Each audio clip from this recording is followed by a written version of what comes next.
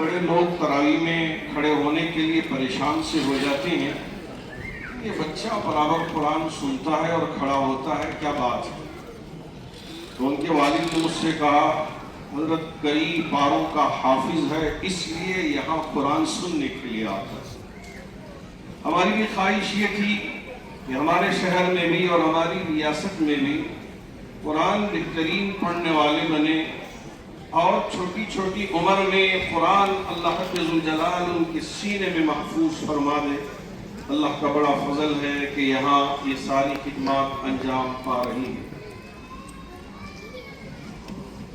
आपने शायद देखा होगा कि यहाँ बैठने वाले जो वास्कोट में तशरीफ फरमा हैं, ये सब फारिग होने वाले हुफ़ाज़ हैं जिनकी उम्र बड़ी छोटी छोटी है, लेकिन बावजूद इसके हिफ्ज़ कुरान की सआदत से माला माल हुए। ये हमारे एजाज शरीफ साहब और हज़रत मौलाना अकबर शरीफ साहब दामद बरकातुहू ने जैसे फरमाया, उसके मिस्दाक़ हमारे एजाज शरीफ साहब के वालिद बुजुर्गवार अब्दुल सुबहान साहब, अल्लाह उनके फैज़ को आम व जारी व सारी फरमाए। 4 औलाद को उन्होंने जन्म दिया और एक बेटी को।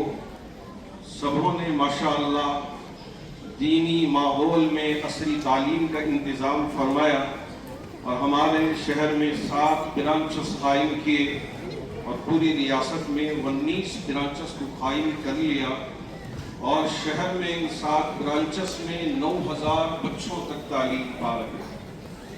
यकीनन ये सब काबिल मुबारकबाद हैं और अगर 19 ब्रांचेस का जायजा ले ले तो तकरीबन 20,000 के करीब तलबा व तालिबात तालीम पा रहे हैं।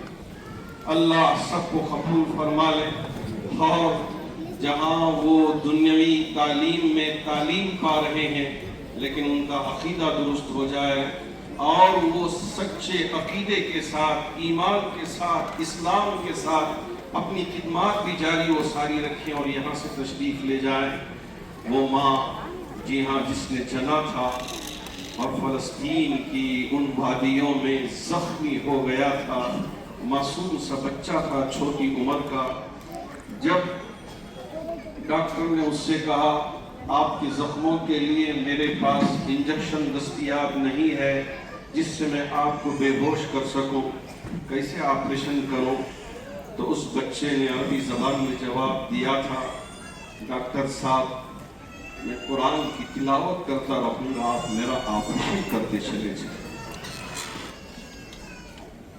यकीनन अल्लाह रब्बुल जलाल ने कुरान में वो ताकत रखी है। हज़रत अली करमल्लाहु वजहू को जब तीर लग गई तो उन्होंने कहा मैं नमाज पढ़ने के लिए खड़ा हो जाऊंगा, कुरान की तिलावत करता रहूंगा, आप तीर निकाल देना। उस बच्चे ने भी आज के इस दौर में वो जवाब देकर हमको चौंका दिया और कहा कि हमारी उन ग़ैरतमंद माओं ने अपने बच्चों को कैसे हाफिज़ कुरान बनाया है।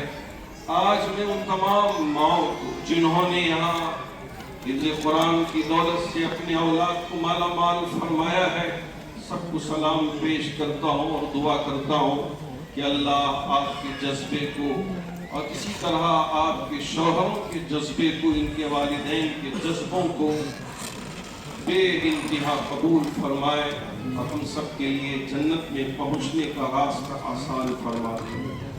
हम सब के पीरों के पीर हज़रत मौलाना मोहम्मद यूनुस साहब पालनपुरी, जी हाँ अल्लाह ने आपको साहिब निस्बत भी बनाया है, बुज़ुर्गों से आपका ताल्लुक़ भी है और साथ ही साथ मुझे आज भी याद है हज़रत की एक किताब जो बिल्कुल आसान अल्फाज में आपने दुआओं को जमा किया था और उसका उर्दू तर्जुमा भी किया था।